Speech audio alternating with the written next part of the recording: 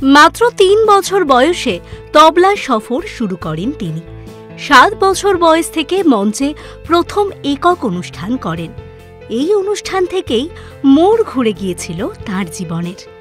ভারতের শাস্ত্রীয় সঙ্গীত জগতের অন্যতম সেরা রত্ন এবং স্তম্ভ জাকির হুসেন শুধু ভারতে নয়, সারা পৃথিবীতেই তালবাদ্যকার হিসাবে জাকির হুসেন অত্যন্ত সম্মানীয় একজন শিল্পী।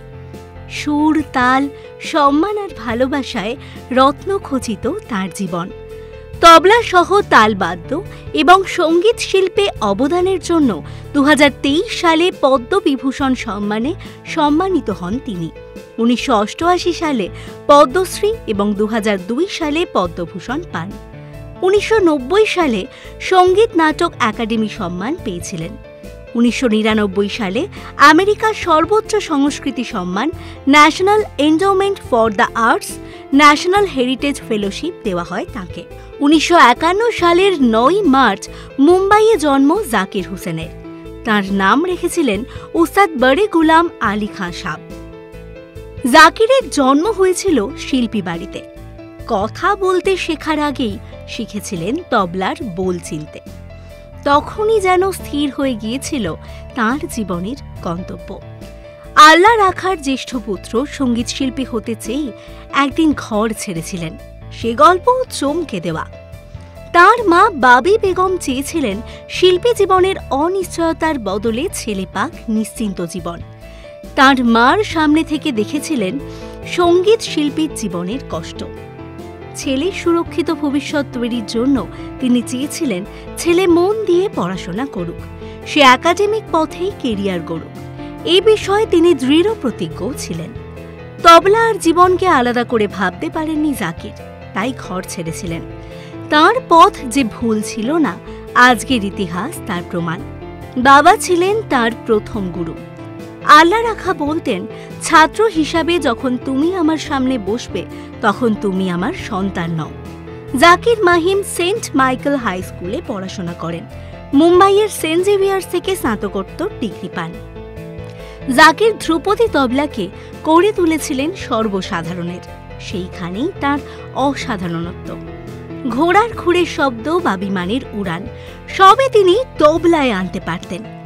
জাকির তবলায় সঙ্গত করেছেন পণ্ডিত রবি শঙ্কর, উস্তাদ আমজাদ আলী খান, জর্জ হ্যারিসনের মতো দিকপালদের। ১৯৭৩ সালে ব্রিটিশ জ্যাজ গিটারবাদক জর্জ ম্যাকলাফলিন, বেহালাবাদক এল শঙ্কর, ঘটমবাদক টি.এইচ. বিনায়ক্কমের সঙ্গে তবলা নিয়ে মঞ্চে ওঠেন জাকির। জন্ম হয় ফিউশন ব্যান্ড শক্তির। হিন্দুস্থানি ও কর্ণাটকী শাস্ত্রীয় সঙ্গীতের সঙ্গে মিশে যায় আমেরিকান কন্টেম্পোরারি জ্যাজ। ১৯৭৬ প্রথম অ্যালবাম প্রকাশ পায় শক্তির। ২০২৩ চতুর্থ তথা শেষটি। ২০২৩ জাকিরের হাত ধরেন গায়ক শঙ্কর মহাদেবন। ২০২৪ দিস মুমেন্ট নামের এই অ্যালবামই বেস্ট গ্লোবাল মিউজিক অ্যালবাম হিসাবে গ্র্যামি জিতে নেয়। জাকিরের আর এক পরিচয়, তিনি অভিনেতা। ১৯৮৩ সালে মার্চেন্ট আইভরির ছবি হিট অ্যান্ড ডাস্টে তিনি প্রথম অভিনয় করেন।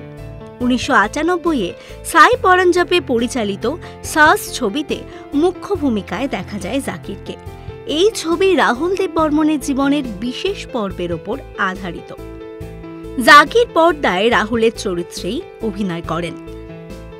অপর্ণা সেন পরিচালিত ২০০২ ছবি মিস্টার অ্যান্ড মিসেস আইয়ারেও দেখা গিয়েছিল তাকে। বিজ্ঞাপনে জাকির তো দেশের বিজ্ঞাপন দুনিয়ায় কাল্ট হয়ে আছেন আজও। তাঁর মৃত্যুর পরও ফিরে এসেছে সেই ট্যাগলাইন, ওয়া তাজ। ২০২৪ সালে ১৫ ডিসেম্বর ইডিওপ্যাথিক পালমোনারি ফাইব্রোসিসে আক্রান্ত হয়ে মার্কিন যুক্তরাষ্ট্রের সান ফ্রান্সিসকোতে প্রয়াত হন তবলা মায়েস্ত্রো জাকির হোসেন। জাকির হোসেন সঙ্গীত প্রেমীদের হৃদয়ে তবলার ম্যাজিশিয়ান হিসাবেই থেকে যাবেন চিরকাল। আর এরকম আরও অনেক ভিডিওস দেখার জন্য নজর রাখুন আমাদের চ্যানেলে। পাশে থাকা বেল আইকনটি ক্লিক করতে ভুলবেন না।